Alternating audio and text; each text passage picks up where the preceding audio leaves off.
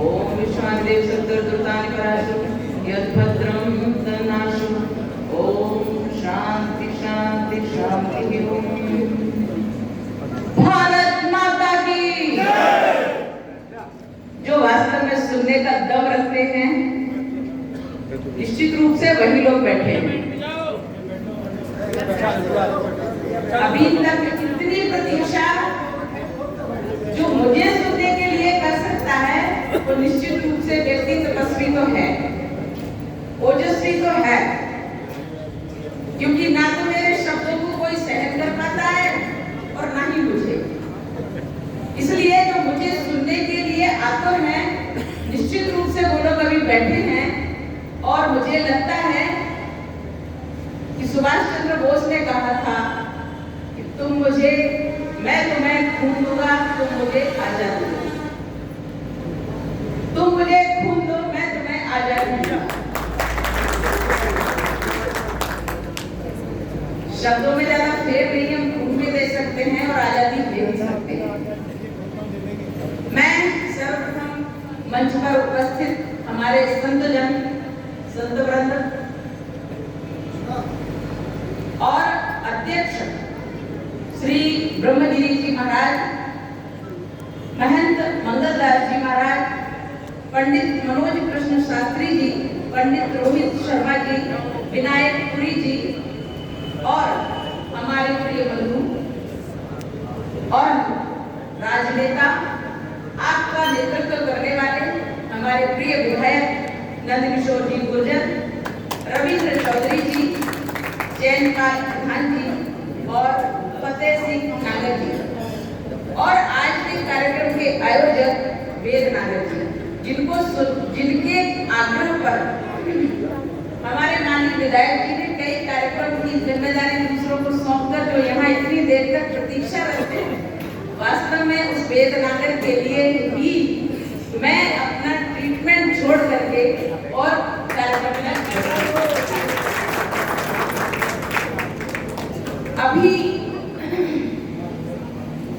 Parliament का समय चल रहा था। मैं वेदनागर जी के यहाँ जो अभी दुर्घटना घटी कि उनके दो युवा भाई इस कोरोना काल में समा गए और इस दुर्घटना की मुझे जानकारी नहीं थी। मैं बड़े आनंदित होकर के मैं काफी आग्रह के बाद मैं उस घर में पहुंची थी।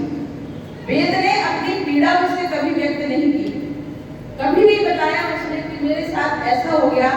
जब मैं कभी मिलती थी तो वो कहते थे दीदी हम तो देश कार्य के लिए समर्पित हैं, मैं तो गौ माता के लिए समर्पित हूँ।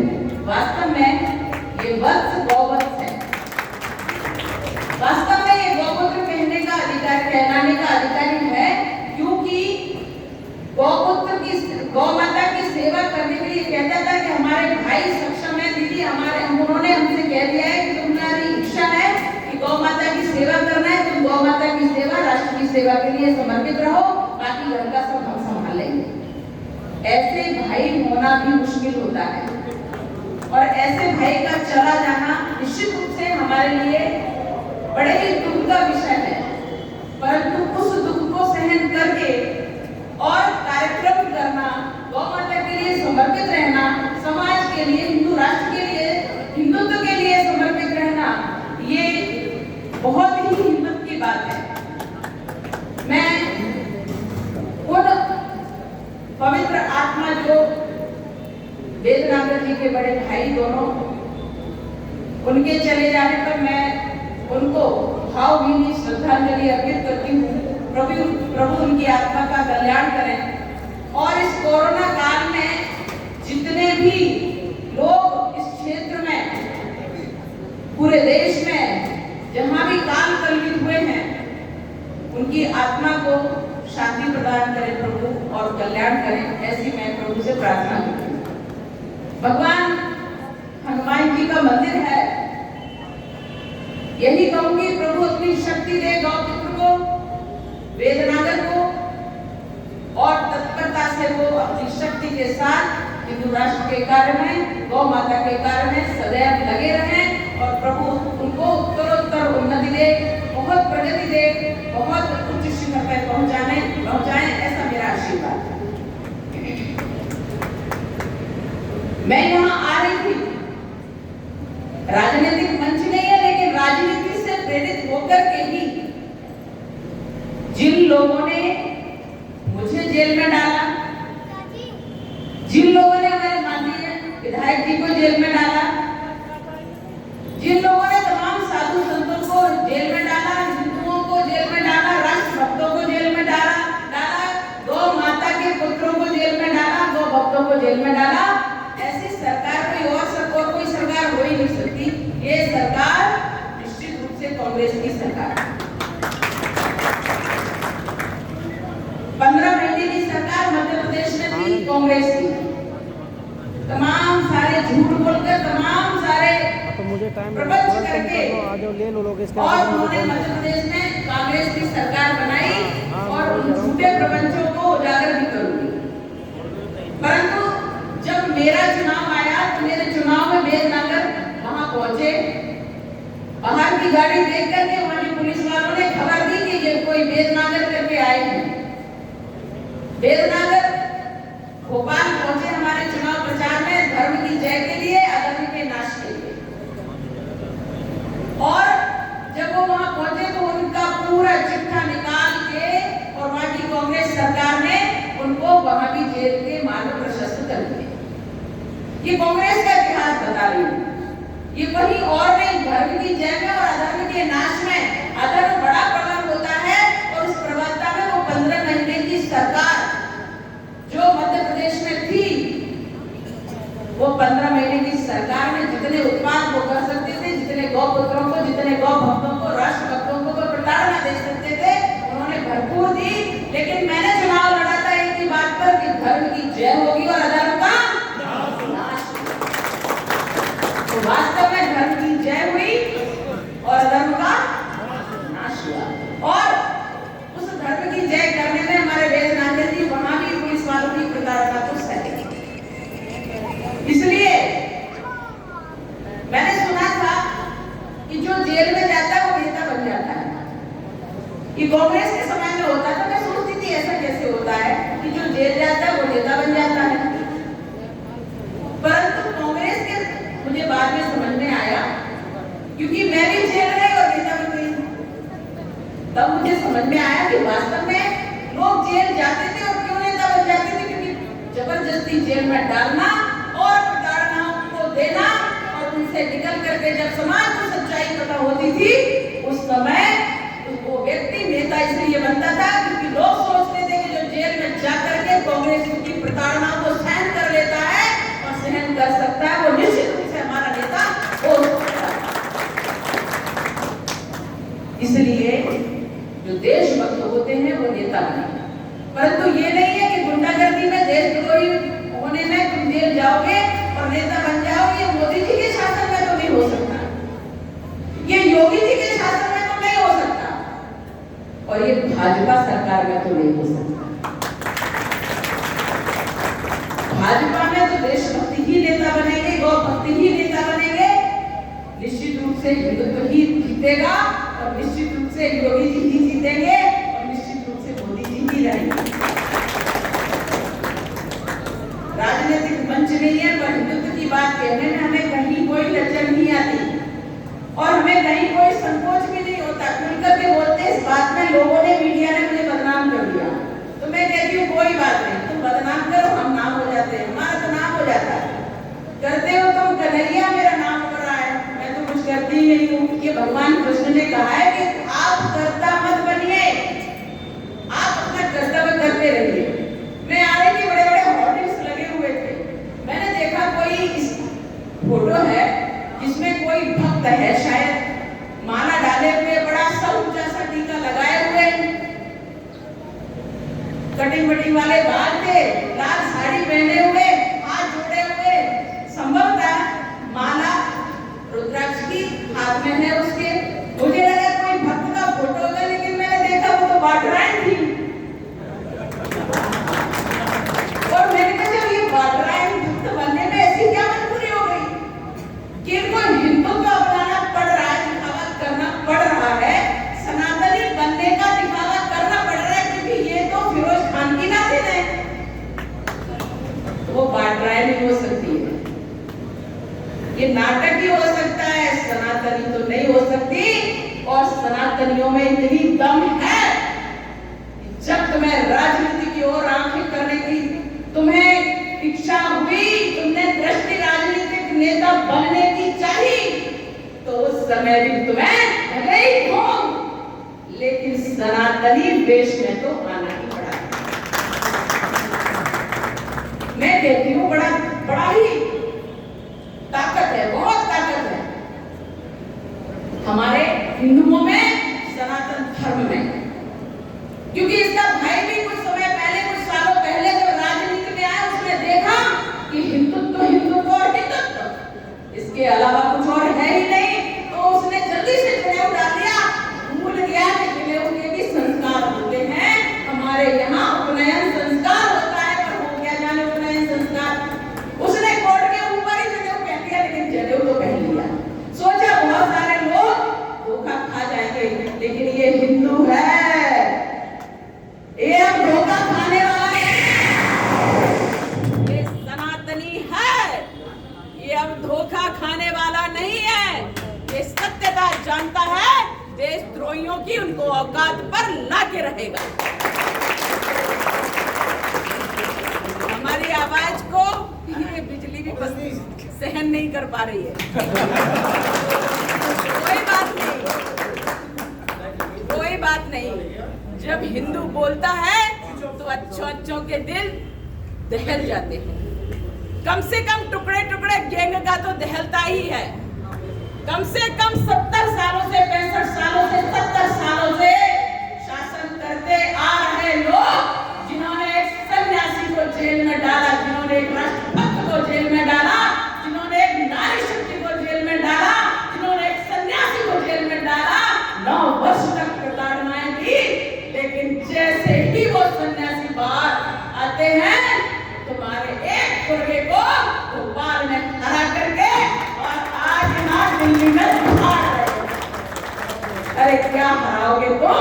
तुम्हें तो हम, तुम्हारी तो, हमको पुनर्जन्म लेने की हमारी परंपरा है, हमारे संस्कारों में है, सनातन संस्कृति है, इसलिए तो हम मरकर भी आएंगे तेरी मैयत में, तुम्हें तो हम कब्र में भी महफूज ना रहने देंगे। जीना है तो औलाद बनकर, वरना यहाँ मरने भी न देंगे। ये धरा मेरी माँ है, इसे जमीन ना कहने देंगे। जय जय श्री राम। राम मंदिर बन गया, सैकड़ों वर्षों की गुलामी के बाद, बहुत चाहा, बहुत खून बहा, लाखों साधु संतों का खून बहा, उनके गारे से एक ढांचा खड़ा किया गया था, विधर्मी ढांचा।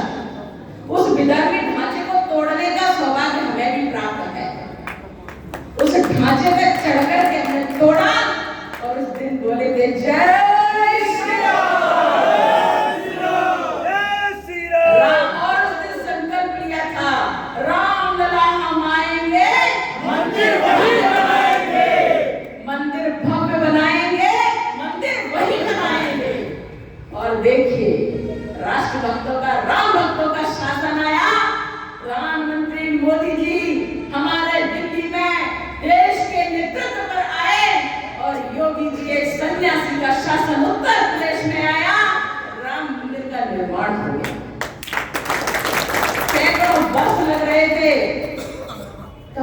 स्वतंत्रता के पश्चात कांग्रेसी शासन ने जितना प्रयास हो सकता था उतना प्रयास दबाने का किया, लेकिन और भी विधर्मियों की गिनती आप करेंगे तो आप कर लीजिए।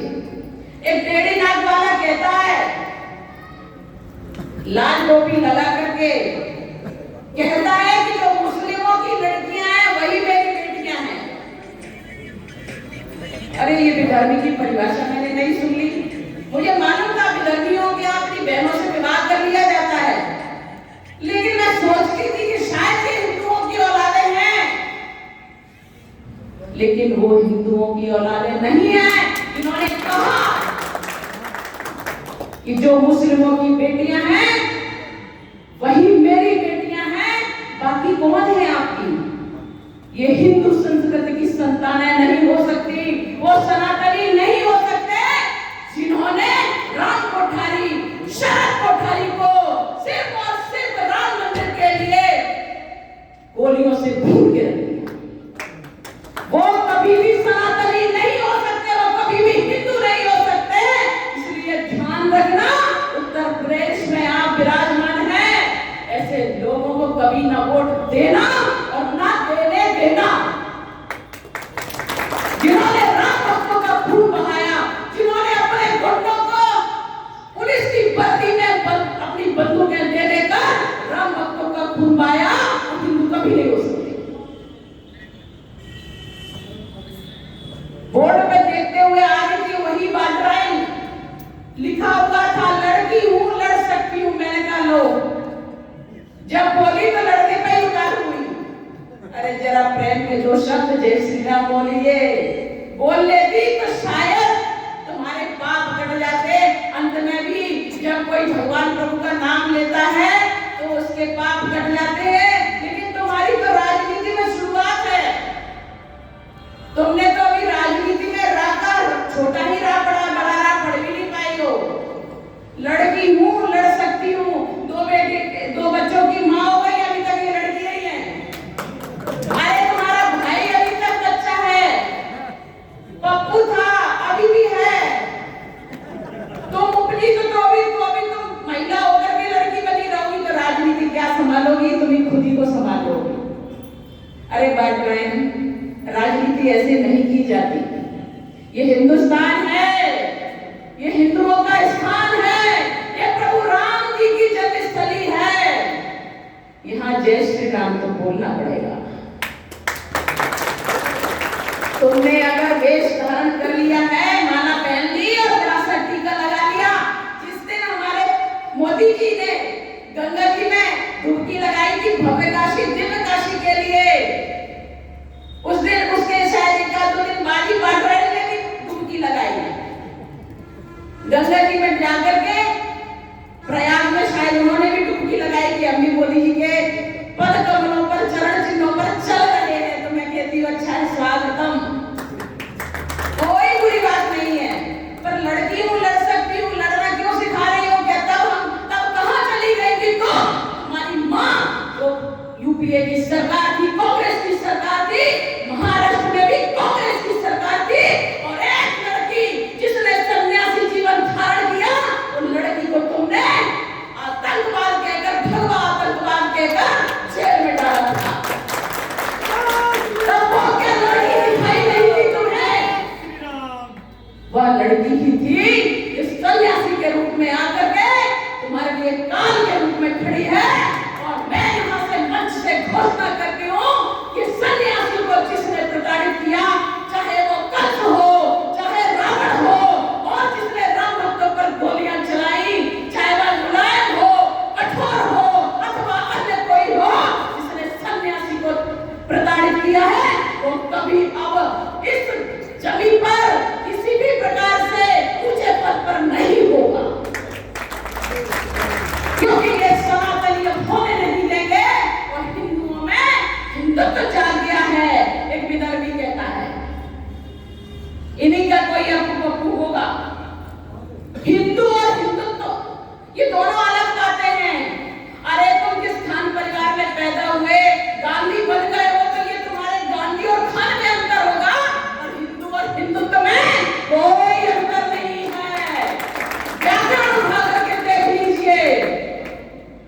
हिंदू किसे कहते हैं, हिंदुत्व तो किसे कहते हैं? अरे हिंदू एक वचन है, हिंदू तो बहुवचन है। हिंदू की ही लोग है और हिंदू तो पर लोग है। इसलिए ज्यादा हिंदुओं के चक्कर में मत पड़ना। जितनी बनी बनाई है बिगड़ जाएगी, क्योंकि तुम तो हिंदू का हाँ भी नहीं सीख पाओगे। इसलिए आपसे कहती हूँ, सनातनियों से कहती हूँ कि भारत को भारत रहने दो, भारत को इंडिया मत बनाओ। ये भारत है, इसको भारत ही रहने दो, क्योंकि नेम ही रहता है, उसको बदला नहीं जाता कभी भी। राहुल को क्या कहेंगे आप? इंग्लिश में भी राहुल ही कहेंगे। प्रियंका को इंग्लिश में भी प्रियंका ही कहेंगे। सोनिया गांधी को सोनिया खान को आप सोनिया खान ही लिखेंगे अंग्रेजी में। तो ये हमारा भारत इंडिया कैसे हो गया? क्यों भ्रमित किया आपको? इस कांग्रेस ने। और फिर भ्रमित कर रही है हिंदू बन करके ये कांग्रेस। तो भ्रमित मत होना। अगर भ्रमित हो गए तो ये भारत को इंडिया बना लेंगे। हमें भारत ही रहना है, भारत ही रखेंगे, हम इसको इंडिया नहीं बनने देंगे। ये सनातनी धरती है, ये सनातनी संस्कृति है, ये भारत है। और भा का अर्थ होता है तेजस्वी, यशस्वी, प्रकाश। प्रकाश में रत रहने वाला ये भारत इंडिया कभी नहीं हो सकता। इसलिए इंडिया हार गया, इंडिया जीत गया, इंडिया का ये शाइनिंग इंडिया, ये इंडिया, वो इंडिया नहीं। भारत भारत है और भारत रहेगा। ये हमारी सब सनातनियों की जिम्मेदारी है। मैं मातृशक्ति को कहती हूँ कि नारी शक्ति जागृत रहे। हमें हमारी धरती से उखाड़ने का प्रयत्न किया जा रहा है। हमारी बेटियों को विधर्मी बनाने का प्रयत्न किया जा रहा है। हमारी बेटियों को विधर्मी ले जाते हैं, विवाह करते हैं, बेचते हैं, या फिर उनको छोड़ देते हैं। अपमानित करके छोड़ना, ये हमारी नारी शक्ति का अपमान अब हमें बर्दाश्त नहीं होगा। इसलिए योगी जी ने जितने गुंडे मवाली थे जेल में डाल दिया है। कुछ बचे खुचे होंगे, आगे भी उनको देख लिया जाएगा। मैंने देखा कि जब समय आता है तब बहुत सारे लोग राम राम चिल्लाते हैं। जो लोग कभी उनके पुरखे डर के कारण, भय के कारण, किसी लोभ के कारण, किसी भी कारण से विधर्मी बन गए होंगे, जिन्होंने धर्म छोड़ा वो विधर्मी। धर्म तो सिर्फ एक है, वो है सनातन धर्म। जो धर्म में है वह धर्मी, इसने धर्म छोड़ा वो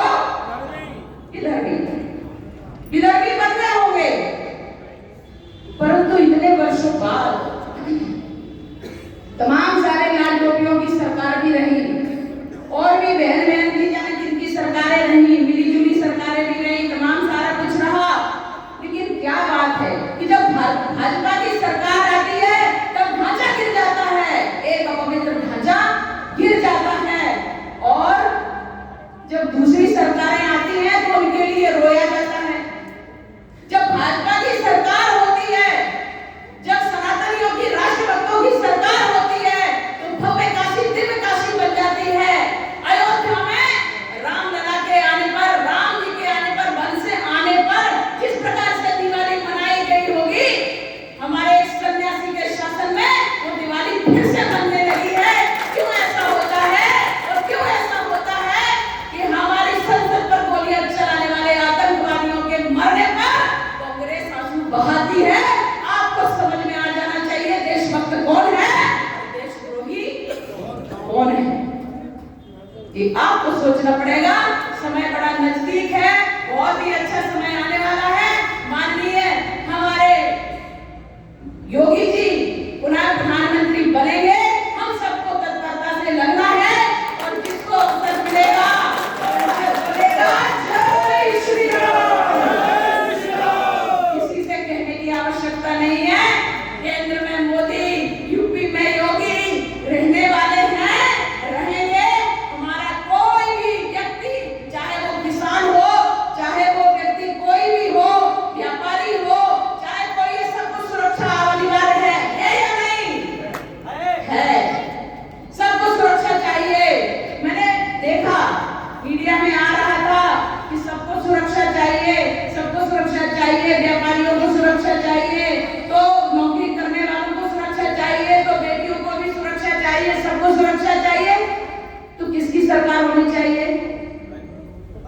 तो विधायक बोल रहे थे सरकार तो योगी जी की अच्छी है, कम से कम थोड़ा बहुत हम कमा करके तो खा लेते हैं।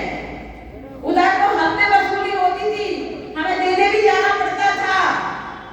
तो ये उद्गार किसी और के नहीं, ये भारत में रहने वाले कमा करके सिर्फ खाने वाले लोग, वो भी यही चिल्लाते हैं कि अच्छा समय आता है, राम जी हमारे विराजमान अयोध्या में हो जाते हैं, भव्य मंदिर का निर्माण होने लगता है, काशी दिव्य काशी भव्य काशी बन जाती है, तो उस समय यही सिर निकलते हैं कि वे विधर्मी भी राम राम चिल्लाने लगते हैं। मैंने कुछ नहीं कहा, कुछ नारा मैंने एक बार सुना था जब हम अयोध्या गए थे कि जब कटुआ काटने जाएंगे तब राम राम चिल्लाएंगे। ये मैंने नहीं कहा, ये तो हमने नारे सुने उस समय के। तो भैया ये सच्चाई है, हमारे यहाँ काटे नहीं जाते, हमारे यहाँ तो समझाया जाता है, हमारे यहाँ तो बताया जाता है कि तुम इसी में सुखी हो तो सुखी रह लो, और अगर चाहो तो घर में वापस आ जाओ, क्यों बाहर रह रहे हो, विधर्मी बन के ज्यादा दिन नहीं रहा जा सकता।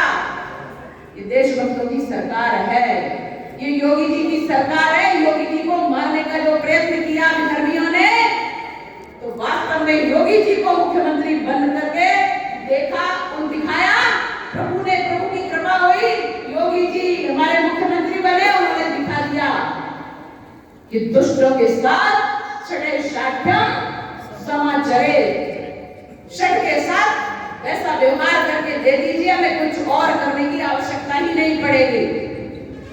मैंने एक दिन देखा, कभी सोशल मीडिया देखती नहीं हूँ, थोड़ा बहुत देखा, उसमें लिखा था टोटी चोर टोटी चोर टोटी चोर टोटी चोर।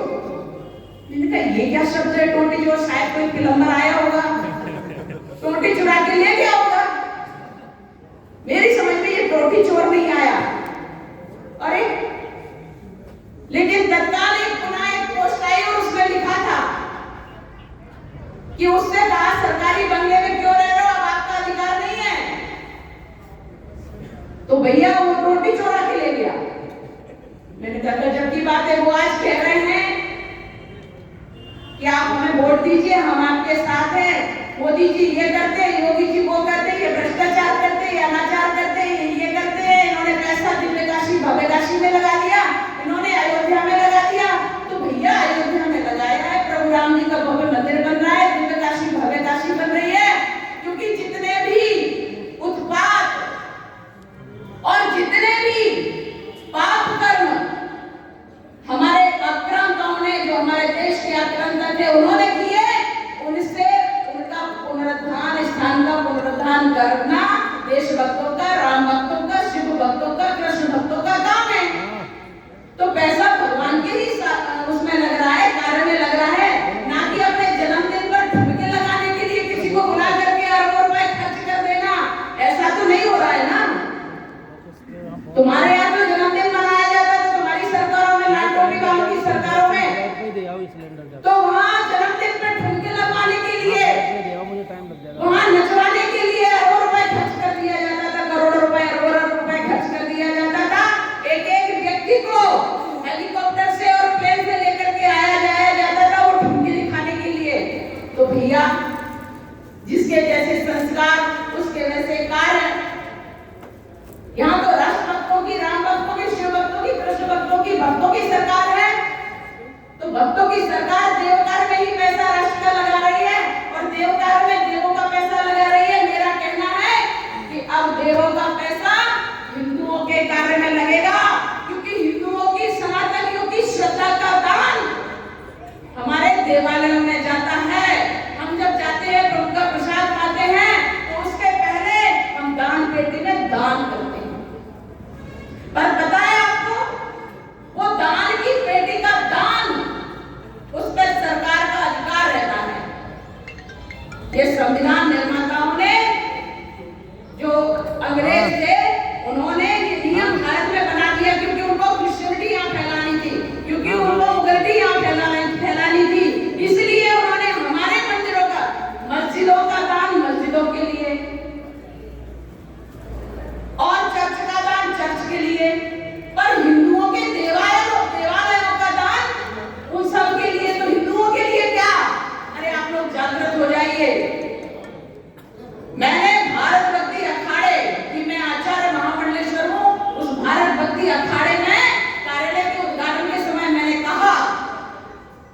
क्या हिंदुओं के, सनातनियों के देवालयों का दान हिंदुओं के कार्य में आएगा? हिंदुओं के बच्चों के विकास में आएगा, उनकी औषधियों के कार्य में आएगा, उनके स्वास्थ्य में आएगा, उनकी शिक्षा में आएगा, उनकी उन्नति में और विकास में आएगा, और मंदिरों के भव्य निर्माण में आएगा। ये हिंदुओं का दान अब विधर्मियों को नहीं दिया जाएगा। इसके लिए भारत भक्ति अखाड़ा सदैव खड़ा है, और भारत भक्ति अखाड़ा सभी सनातनियों का आग्रह करता है, सभी सनातनियों से आह्वान करता है कि अपने अधिकारों को जानिए, अपने देवालय को सुरक्षित करिए, नहीं तो ये हमारे ही ढंग से हमारे ही लोगों पर कुठाराघात करते रहेंगे, अपनी राजनीति चमकाते रहेंगे और ढोंग दिखाते रहेंगे, और कोर्ट पर जनेऊ पहन करके कोई बड़ा टीका लगा करके लड़की हूँ, लड़ सकती हूँ, ये नारे लगा करके हम लोग को भ्रमित करके और हमें धर्म से अलग करते रहेंगे। इसलिए जागरण का कार्य मेरा कार्य है। मैं आज राजनीतिक मंच से नहीं बोल रही हूँ, हिंदू और सनातनी के मंच से बोल रही हूँ। मीडिया वालों को बड़ी तकलीफ होती है, हम तो श्राप शब्द बोले भी नहीं, लेकिन मीडिया ने कह दिया श्राप, साध्वी जी ने श्राप दिया, साध्वी जी ने श्राप दिया। अरे मैं क्या श्राप दूंगी? हमारे सनातन धर्म में तो यही कहा जाता है, जो जस करे सो तस फल चाखा। हमने कुछ नहीं कहा, जो जैसा कर्म करता है वैसा फल भोगता है। हम कुछ नहीं कहते, हमने तो श्राप भी नहीं दिया, तो भी मीडिया ने श्राप बना लिया। मीडिया बड़ा प्यार करती है हमसे, लेकिन कितना भी प्यार करो, तुम्हारे कम्युनिस्ट विचारधारा के टुकड़े टुकड़े गैंग के उन मंसूबों को हम कभी भी पुष्पित और पल्लवित नहीं होने देंगे कि किसी को भी राष्ट्र का पिता बना दो। ये मेरी भारत मां है, सनातनी है, इसका कोई पति नहीं। और इसलिए ध्यान रखना, हमारा कोई राष्ट्र का कोई पिता नहीं, क्योंकि ये तो अजन्मा है, अविनाशी है, अजर है, अमर है, सनातनी है, जैसे शिव वैसे धरा। और इसलिए ये जो कहने वाले मीडिया टुकड़े टुकड़े गैंग, कम्युनिस्ट विचारधारा, तमाम प्रकार की विचारधाराओं को देश पर कुठाराघात करने वाले लोग, चाहे जिसको भी राष्ट्रपिता बना देते हैं, हमें वो स्वीकार नहीं। हमारे राष्ट्र का पिता वही होगा जो राष्ट्र का संरक्षण करेगा। वो भगवान ही हो सकते हैं, राष्ट्र के पिता भगवान है, कोई और नहीं। इसलिए जिसने पाकिस्तान को जन्म दिया, जिन्हें बंगला को जन्म दिया, जिन्हें विधर्मियों का साथ दिया, जिन्होंने तमाम सारे पाकिस्तान जैसे देशों को भारत का धन दिया, वो हमारे देश में कभी राष्ट्रपिता नहीं हुआ।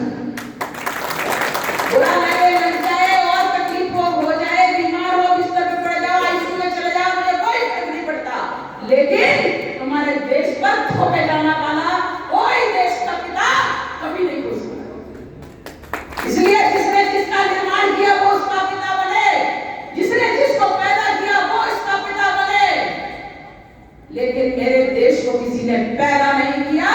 ये सनातनी है, इसलिए हमारी सनातनी धर्म को, सनातनी परंपरा को, सनातनी संस्कृति को ये देश सदैव स्वीकार करेगा। इधर की जहां जाना चाहे रास्ते खुले हैं।